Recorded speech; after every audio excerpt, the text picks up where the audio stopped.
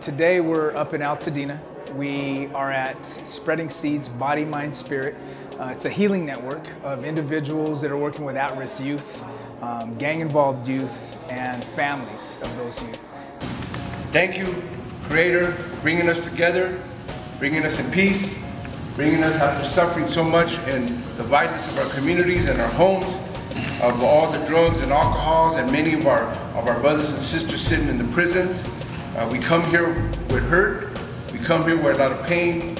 We are a community that is united with loss. How do the martial arts and spirituality help heal some of the pain that the young people have, or help deal with some of the anger that young people have? You cover their fist with your left hand.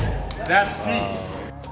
What we say in Ifa, Ashe, of pulling people together that want to do things to help out the community.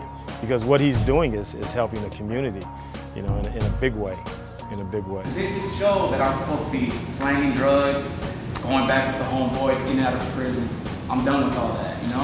I wasted my whole 20s in there. I've been starving, man. I've been wanting to get fed, you know, and the type of work we do, you know, we constantly feed others, and sometimes we forget about ourselves. Our healing relationships here between men and women are so powerful because when we hurt other people, we hurt our own women at home too, right? I'm gonna return to my organization with some food that I'm gonna give them, something to implement in our program. Freddie is an example of what we can overcome and the success that we can have if we don't give up. A lot of people think that they say I'm lucky to get out of the projects and so forth, but it was just a choice to, I think, better myself and get out of there. I have the privilege now to train the best of the best in my field, and it's been really good to me. And the thing is, if we can help the kids make those right choices at that right time, I think we're doing our job, and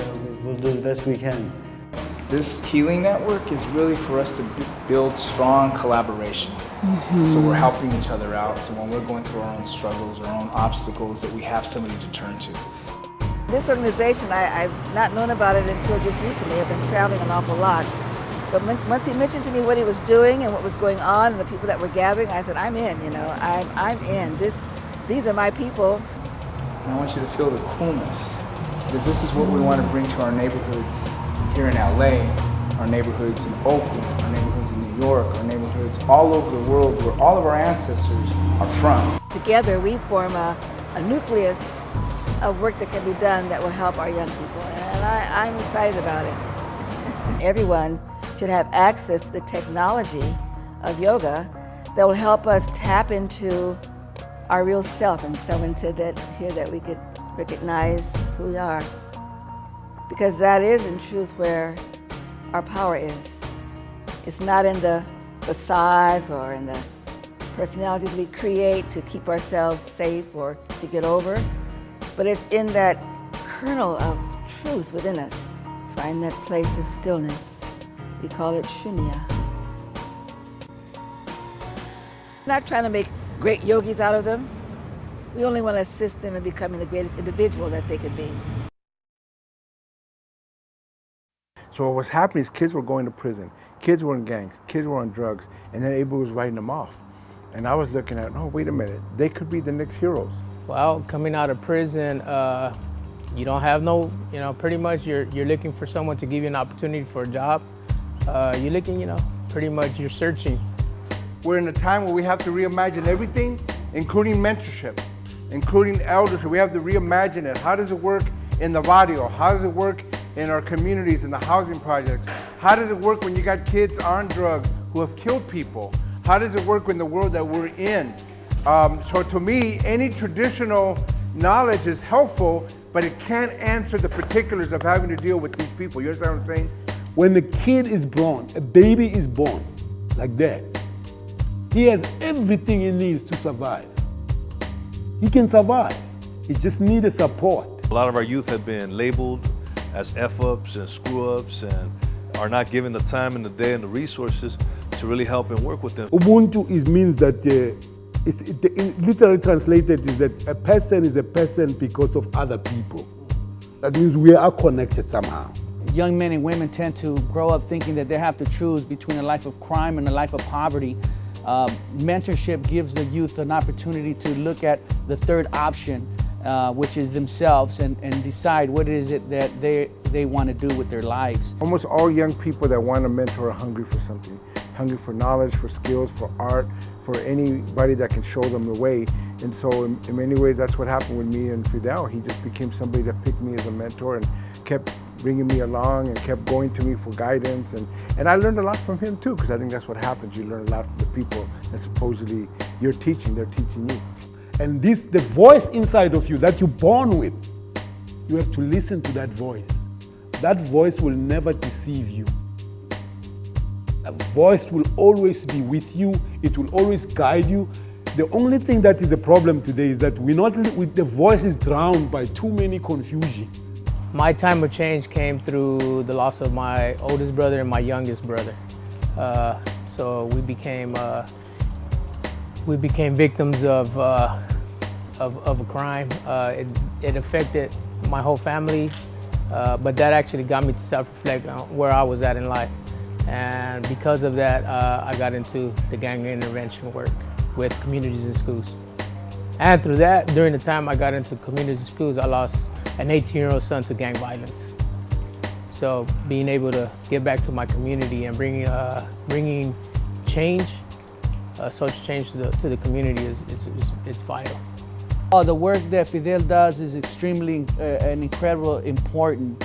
I think that he brings a whole new element to a community, allowing them to dream, allowing them to understand that they're capable of not being an echo, but being a voice. You're supposed to listen to the voice now and then grow and let the voice guide you. And it will never lead you astray. You know, this is about bringing us together across ethnic lines. When I woke up, I didn't really feel that good, but now coming here, now I feel like $1 million. And I think these are great forums for us to really start the healing process and reframing our social issues, especially when it comes to youth violence, and taking more of a wellness and healing approach. As a young person, you're dealing with a situation that feels too big for you, and it's too much drama, and it's like, you know, your parents fighting, whatever the situation you're dealing with is, gunshots, violence, blood, and as a child, it's like something doesn't process it. You know, you can't take it in, and you end up taking in this instead something else to help you maintain. It's almost like you opening Pandora's box, and someone's got to be there to be able to help guide through that. Because it is traumatic. You know, you unveiling all those thoughts about shit that has happened to you in the past. The exercises that we were doing in the martial arts and healing, how we can use that energy and release of that energy through the exercises to let go of anger, let go of hurt, let go of hatred. They were letting out their personal problems out to us, so that was showing that they got confidence within us, so showing that this vibration that we have is positive, that you're not afraid, you trust everybody here. We're all equal. My story is not who I am. It's just a part of my journey on the way to becoming who I am. And without being able to shed those layers and, you know, and heal to a certain degree from those wounds, like Louis said, and to be able to walk more gracefully with him, then the story just begins to suffocate and stunt my growth. You want to release and you want to push it into the earth. You want the earth to take it because you can't handle it anymore. You want the earth to take it. Gather it up! Trauma comes out when you don't expect it. And a lot of us we grew up in trauma. We were born in trauma, you know? So we have to do this work. You know, trauma is a deep process because a lot of times with a mistake we make is that we stay quiet about it.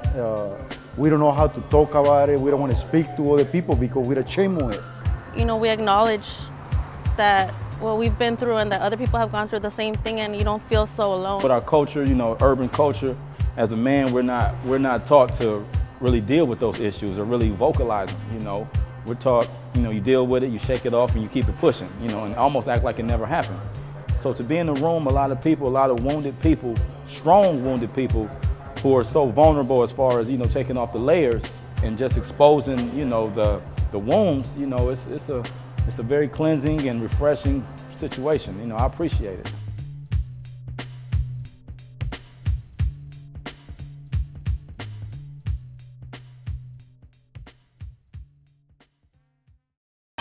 It's a really good experience, something we all need to experience, you know.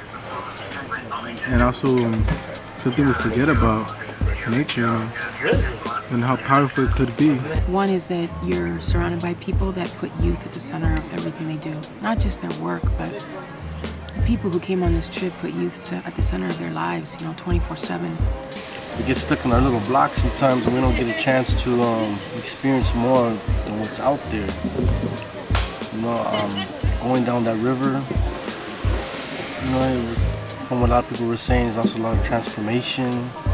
I'm going to college right now, and I think sometimes I'm so caught up in the work that I don't stop to appreciate the people around me and what's going on, all the culture around me. Life is, you're on a journey, you have your rough spots, your rapids, you have the cool, calm times.